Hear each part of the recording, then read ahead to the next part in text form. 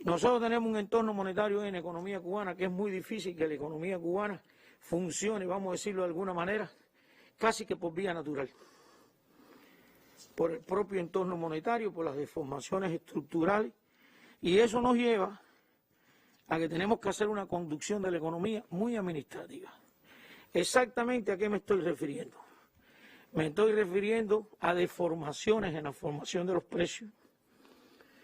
Nosotros tenemos un sistema de precios que no da señales claras a los productores.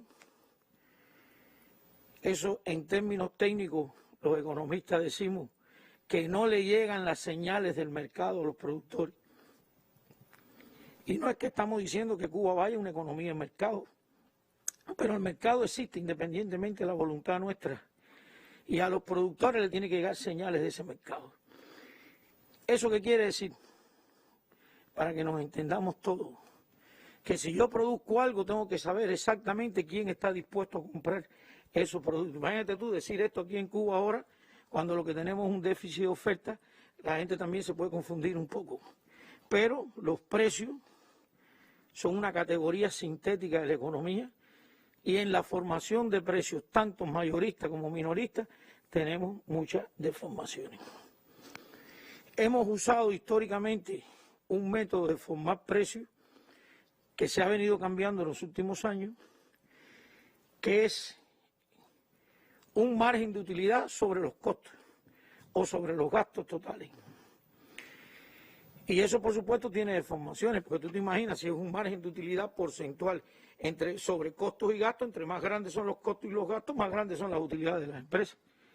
Entonces, no están correlacionados con el mercado mundial. Es muy difícil comparar si una producción en Cuba es tan eficiente como importarla. Todas esas desviaciones existen hoy en economía. Tenemos un serio problema con los salarios, después me voy a referir a eso. Los déficits salariales se han acumulado durante mucho tiempo y tratando de resolver los déficits del salario en términos de capacidad de compra del salario y en términos de que hay un gran principio, que el salario tiene que cubrir las necesidades del obrero y su familia. Y todos sabemos que hoy los salarios actuales tienen esas limitaciones. Tratando de resolver el tema de los salarios y sin haber hecho durante mucho tiempo una reforma general de salario, entonces se han venido tomando un grupo de medidas por sectores parciales, no integrales, que todas en su momento resolvieron de alguna manera el problema que se planteó. Así te puedo decir, por ejemplo, que en la economía cubana hay casi 900.000 personas que tienen sistemas de estímulo en CUC. Y eso anda promedio entre 12 y 18 CUC por trabajador. Hay algunos que ganan 40, hay otros que ganan menos. Pero mira qué cosa más interesante. Como el tipo de cambio es 1 por 1,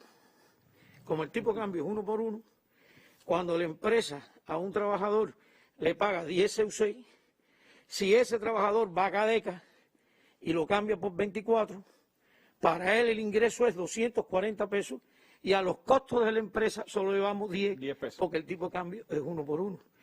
Él aumenta la capacidad monetaria cuando el sistema de pago en CUC, en Cadeca, lo logra cambiar 1 por 24.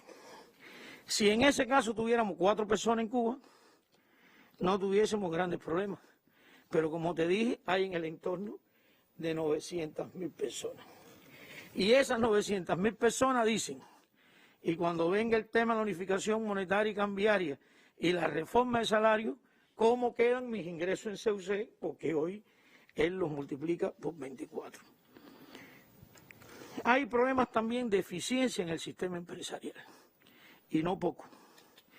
El sistema empresarial cubano, por problemas tecnológicos, por problemas de gestión, por problemas de restricciones administrativas durante años al sistema empresarial, ha acumulado un nivel de ineficiencia grande, que yo creo que hay que tenerlo en cuenta también a la hora de enfrentar un proceso de este tipo. hay problemas de incentivo, como decía Alejandro, a los exportadores. Después yo voy a explicar por qué en las condiciones actuales lo que más daño le hace al sistema empresarial, la dualidad monetaria y cambiaria, es exactamente el poco incentivo a las exportaciones. Hay desequilibrios macroeconómicos en la economía que hay que resolver. Si tú me dijeras que explicara los desequilibrios macroeconómicos que hay, a mí me parece que hay uno que lo ilustra muy bien, que es el tema de los elevados déficits fiscales que hemos tenido que aprobar en los últimos años. Entonces la pregunta es, ¿por qué ha habido que aprobar déficits fiscales tan altos? Porque el nivel de transferencia del presupuesto del Estado al sistema empresarial es muy alto también. Y eso en gran medida, no todo, está provocado por la dualidad cambiaria. Las empresas que exportan incluso... Voy ahora a poner un ejemplo claro. Tú coges una empresa que exporta,